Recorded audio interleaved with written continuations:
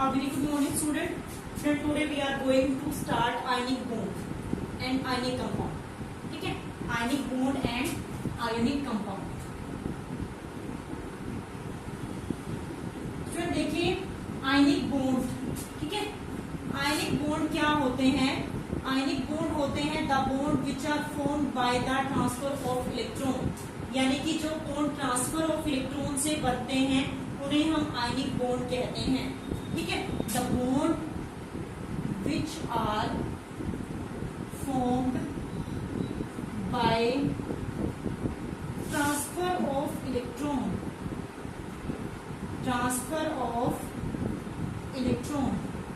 ठीक है, जो बॉन्ड जो है किससे बनते हैं? ट्रांसफर ऑफ इलेक्ट्रॉन से बनते हैं, उन्हें हम क्या कहते हैं? आयनिक बॉन्ड कहते हैं. ठीक है स्टूडेंट, और इनको इलेक्ट्रोवैलेंट बॉन्ड भी कहा जाता है. क्या कहा जाता है? The bond which are formed by the transfer of electron known as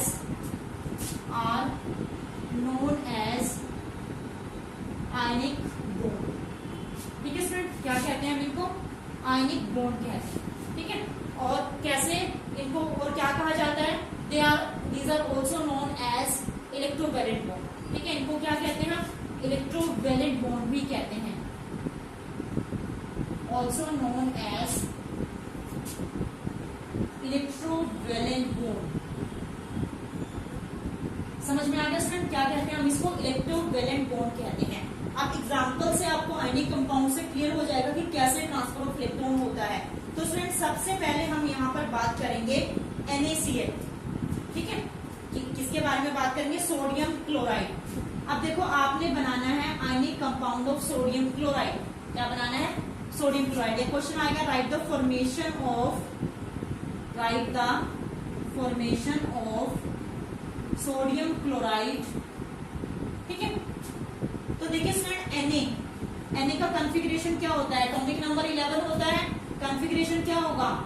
281. क्या होगा? 281. क्लोरीन का क्या होगा? 17 होता है, तो 287 होगा. तो आप वैलेंस इलेक्ट्रॉन ले लेंगे यहाँ पर. तो आपने Na का वैलेंस इलेक्ट्रॉन लिया, Na के ऊपर है एक इलेक्ट्रॉन है, आपने एक इलेक्ट्रॉन लिखा. Cl के पास कितना इलेक्ट्रॉन है? 7 है. तो ये क्या करेगा? अपना एक इलेक्ट्रॉन यहाँ पर ट्रांसफर कर देगा. क्या करेगा? अपना एक इलेक्ट्रॉन यहाँ पर ट्रांसफर कर देगा, यानी कि Na जो है वो पॉजिटिवली चार्ज हो जाएगा और इसके 8 इलेक्ट्रॉन क्या हो जाएंगे? कंप्लीट हो जाएंगे. यानी कि Cl के यहाँ पर 8 के 8 इलेक्ट्रॉन कंप्लीट हो गए और ये क्या हो गया? Negatively charge. क्या हो गया? Negatively charge. और इस टाइप से हमारे पास क्या बन गया? NaCl जो है वो कंपाउंड बन गया. दोबारा देखिए स्टूडेंट, NaCl दिया आपको. सबसे पहले आपको Na का एटॉमिक नंबर पता होना चाहिए. Na का एटॉमिक नंबर कितना होता है? 11 होता है. कॉन्फ़िगरेशन 281 होगी. क्लोरीन का कितना होता है? 287. 17 एटॉमिक नंबर होता है. कॉन्फ़िगरेशन होगी 287. तो आप जितना वैलेंस इलेक्ट्रॉन होगा, यहाँ पे 1 वैलेंस इलेक्ट्रॉन है, आप यहाँ पर 1 वैलेंस इलेक्ट्रॉन लिखेंगे प्लस Cl के पास कितना है? 7. तो आप यहाँ पर एक इलेक्ट्रॉन को ट्रांसफर कर देंगे. Na के ऊपर पॉजिटिवली चार्ज आ जाएगा. Cl के पास एक इलेक्ट्रॉन ट्रांसफर आ गया, तो आपके पास क्या आ जाएगा? Cl के ऊपर नेगेटिवली चार्ज आ जाएगा. तो कंपाउंड यहाँ पर बनेगा NaCl. ठीक है, क्या कंपाउंड बनेगा? NaCl कंपाउंड जो है वो फॉर्म हो जाएगा. तो उन्हें हम क्या कहते हैं? आयनिक बॉन्ड्स यहाँ पर बने हैं और इन कंपाउंड्स को हम क्या कहते हैं? Ionic compound. तो इसको नोट डाउन कर लीजिए, फिर सेकंड करते हैं, अच्छे से क्लियर हो जाएगा. नेक्स्ट कंपाउंड देखिए. नेक्स्ट कंपाउंड है हमारे पास LiF, लिथियम फ्लोराइड. अब लिथियम का एटॉमिक नंबर 3 होता है, तो कॉन्फ़िगरेशन क्या होगी? 21. फ्लोरीन का कितना होता है? 27. लिथियम के ऊपर 1 इलेक्ट्रॉन है, वैलेंस चार्ज के इलेक्ट्रॉन ले लेंगे आप. और फ्लोरीन के पास कितना है? 7. तो ये एक इलेक्ट्रॉन अपना यहाँ पर ट्रांसफर कर देगा, तो लिथियम पॉजिटिवली चार्ज हो जाएगा. और फ्लोरीन के पास कितना आ गया? 8 इलेक्ट्रॉन कंप्लीट हो गया इसका, और ये नेगेटिवली चार्ज हो गया. तो यानी कि यहाँ पर क्या बन गया? Lithium fluoride. ठीक है स्टूडेंट, नेक्स्ट एग्जांपल देखो. MgCl2.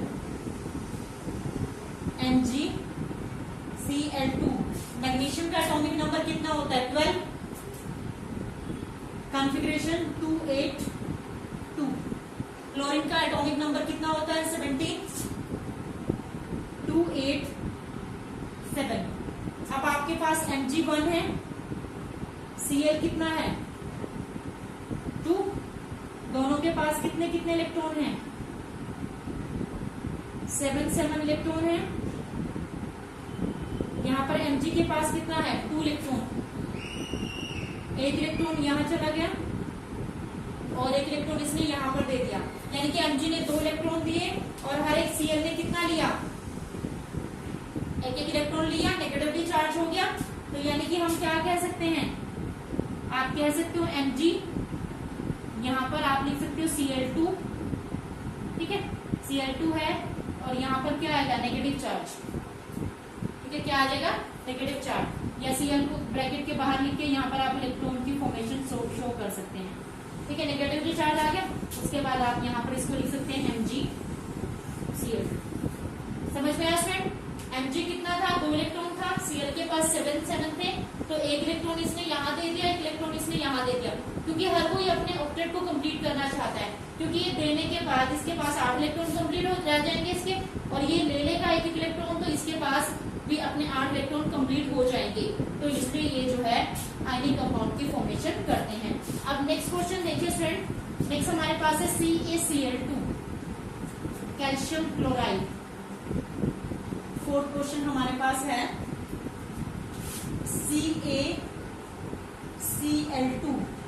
कैल्शियम का एटॉमिक नंबर कितना होता है 20, कॉन्फ़िगरेशन क्या होगी 2882, क्लोरीन कितना होता है 287, कैल्शियम के पास कितने इलेक्ट्रॉन हैं 2, क्लोरीन के पास कितने हैं 7 है, ठीक है, एक इलेक्ट्रॉन यहाँ ट्रांसफर और एक इलेक्ट्रॉन यहाँ से ट्रांसफर, तो Ca के ऊपर जो है 2 पॉजिटिव चार्ज आ गया और क्लोरीन के ऊपर जो है नेगेटिव चार्ज आ जाएगा, तो क्लोरीन है हमारे पास, ठीक है, तो क्या बन गया CaCl2 जो है कंपाउंड यहाँ पर फॉर्म हो। समझ में आया स्टूडेंट, नेक्स्ट क्वेश्चन देखिए MgO मैग्नीशियम ऑक्साइड, MgO, ठीक है। अब देखिए MgO मैग्नीशियम का एटॉमिक नंबर कितना है 12, कॉन्फ़िगरेशन 282, ऑक्सीजन का एटॉमिक नंबर कितना है 826। तो देखिए मैग्नीशियम आप लिखेंगे यहाँ पर 2 इलेक्ट्रॉन मैग्नीशियम के पास, ऑक्सीजन के पास कितने हैं 6 हैं, तो एक इलेक्ट्रॉन, दोनों इलेक्ट्रॉन यहाँ ट्रांसफर हो जाएंगे, ठीक है। तो Mg क्या हो गया 2 पॉजिटिव चार्ज, ऑक्सीजन क्या हुआ 2 नेगेटिव चार्ज, यानी कि इसने 2 इलेक्ट्रॉन को एक्सेप्ट किया, तो यानी कि ये क्या बन गया हमारे पास MgO, क्या बना स्टूडेंट MgO। समझ में आया आयनिक कंपाउंड। उसके बाद नेक्स्ट क्वेश्चन देखिए,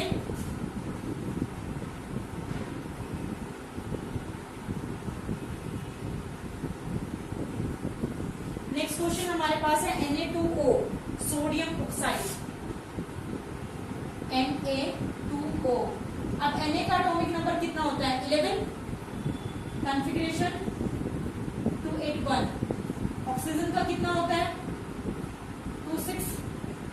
अब आपके पास कितने Na है 2, हर एक Na के पास एक एक इलेक्ट्रॉन है, ऑक्सीजन के पास कितना है 6 इलेक्ट्रॉन है, एक इलेक्ट्रॉन यहां से आएगा, ठीक है। तो Na2 पॉजिटिव और O क्या हो जाएगा 2 नेगेटिव, तो यानी कि आप लिख सकते हो यहाँ पर Na2। समझ में आया स्टूडेंट, सबको क्लियर हो गया। तो ये हमारे पास है आयनिक कंपाउंड्स, जो बहुत इंपॉर्टेंट है, एग्जाम में आ सकते हैं आयनिक कंपाउंड। और स्टूडेंट एक सबसे इंपॉर्टेंट जो बात यहाँ पर आपने याद रखनी है, ये जो है कैटायन होता है, जो पॉजिटिव चार्ज होते हैं, जो इलेक्ट्रॉन को देते हैं उन्हें हम कैटायन कहते हैं, और जो लेते हैं उन्हें हमें एनायन कहते हैं। समझ में आ गया, यानी कि यहाँ पर कैटायन कौन है सोडियम, एनायन कौन है ऑक्सीजन, यहाँ पर कैटायन कौन है मैग्नीशियम, एनायन कौन है ऑक्सीजन।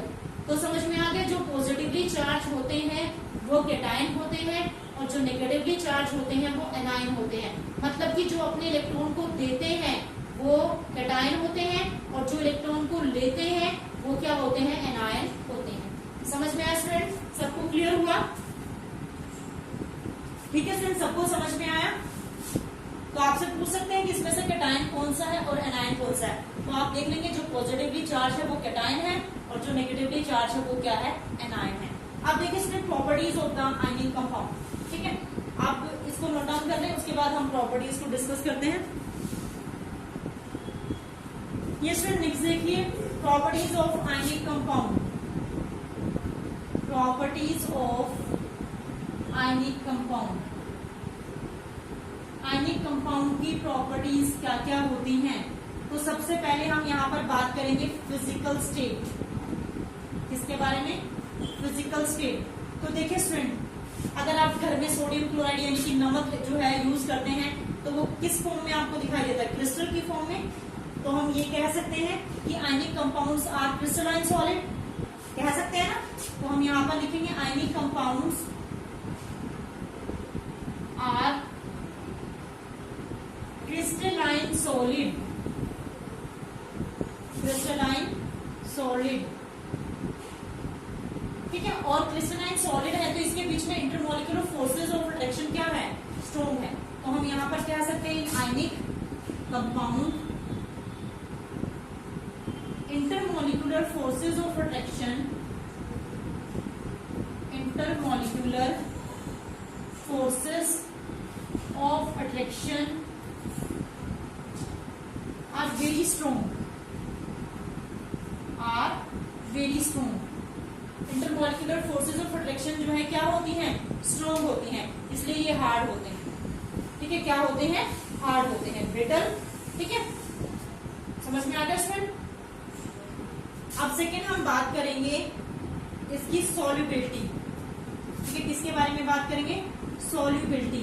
अब देखो नमक पानी में डिसोल्व हो जाता है, यानी कि आयनिक कंपाउंड जो है वाटर में आसानी से डिसोल्व हो जाते हैं, बट ऑर्गेनिक सॉल्वेंट में डिसोल्व नहीं होते। ठीक है स्टूडेंट, तो आप यहां पर लिखेंगे ionic compounds, ionic compounds are soluble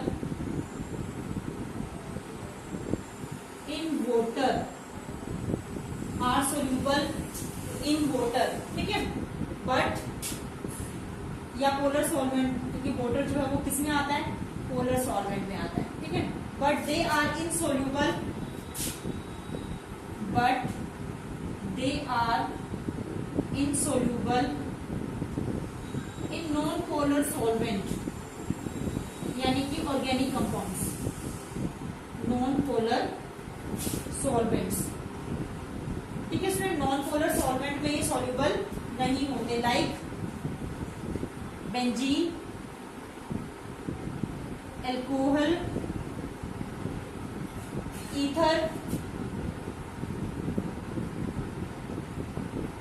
chloroform. ठीक है, इनमें ये क्या नहीं होते? सॉल्यूबल नहीं होते। तो यानी कि आयनिक कंपाउंड जो है वो वाटर में सॉल्यूबल होते हैं, लेकिन इसमें सॉल्यूबल नहीं होते। समझ में आ गया स्टूडेंट? इसको नोट डाउन कर लो, उसके बाद हम नेक्स्ट प्रॉपर्टी करते हैं। ये नेक्स्ट प्रॉपर्टी हमारे पास आती है melting and boiling point. Melting and boiling point. तो देखिए स्टूडेंट, जो आयनिक कंपाउंड्स होते हैं उनका मेल्टिंग और बॉइलिंग पॉइंट हाई होता है। क्या होता है? इनका मेल्टिंग और बॉइलिंग पॉइंट जो है हाई होता है, क्योंकि इनके बीच में strong electrostatic forces of attraction होते हैं, जिनको ब्रेक डाउन करने के लिए ज्यादा अमाउंट ऑफ हीट की रिक्वायरमेंट होती है। ठीक है स्टूडेंट, तो आप यहाँ पर लिखेंगे ionic compounds have, ionic compounds have high melting and boiling point, high melting and boiling point. ठीक है, इनको ज्यादा मेल्टिंग और बॉइलिंग पॉइंट होता है। क्यों होता है? दिस इज बिकॉज या this is due to strong intermolecular या strong electrostatic forces of attraction, strong electrostatic forces of attraction इसमें क्या होते हैं? प्रेजेंट होते हैं। ठीक है, सो दे acquire a loads of heat. So they acquire, या they require, you can say, they require a loads of heat to break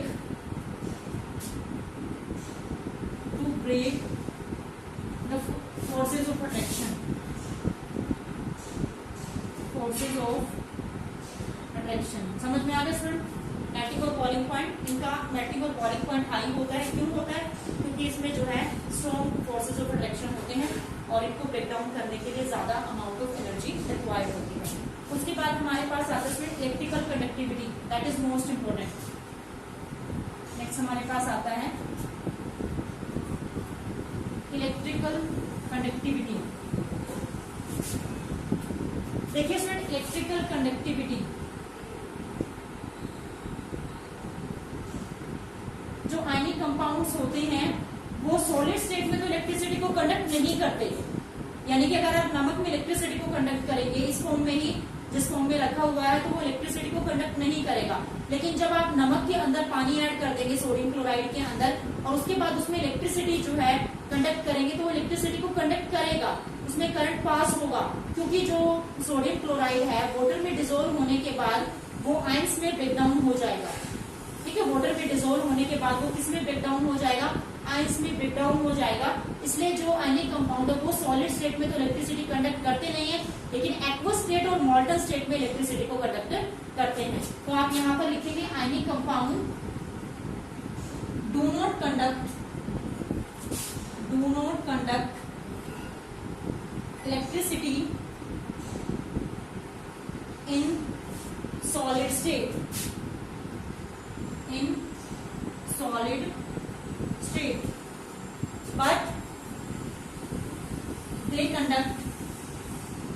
but they conduct electricity in aqueous state or molten state। ठीक है, क्यों? क्योंकि because ions are free to move, when ionic compound dissolve in water।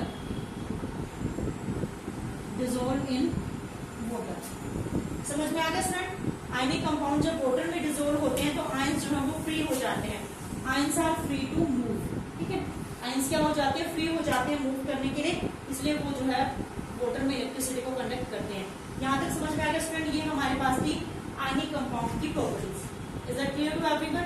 अब student हम जो है next topic जो हमारा था मेटलर्जी वाला, वो सिलेबस में से कट हो चुका है। ठीक है, मेटलर्जी का टॉपिक हम नहीं करेंगे और कोरोजन का जो टॉपिक था इससे नेक्स्ट वाला टॉपिक वो हम फर्स्ट चैप्टर में कर चुके हैं, तो हम यहाँ पर कोरोजन का टॉपिक भी दोबारा से नहीं करेंगे। ठीक है स्टूडेंट, कोरोजन का टॉपिक नहीं करेंगे। तो इसी के साथ हमारा जो है आज का ये यूनिट कंप्लीट होता है और हम मिलते हैं नेक्स्ट फिजिक्स का चैप्टर हम स्टार्ट करेंगे सोर्सेज ऑफ एनर्जी कल से लेक्चर। ठीक है स्टूडेंट, आई होप क्लियर हो गया होगा अच्छे से। तो स्टूडेंट इसको नोट डाउन कर लें। ठीक है, कल मिलते हैं। Thank you and have a nice day.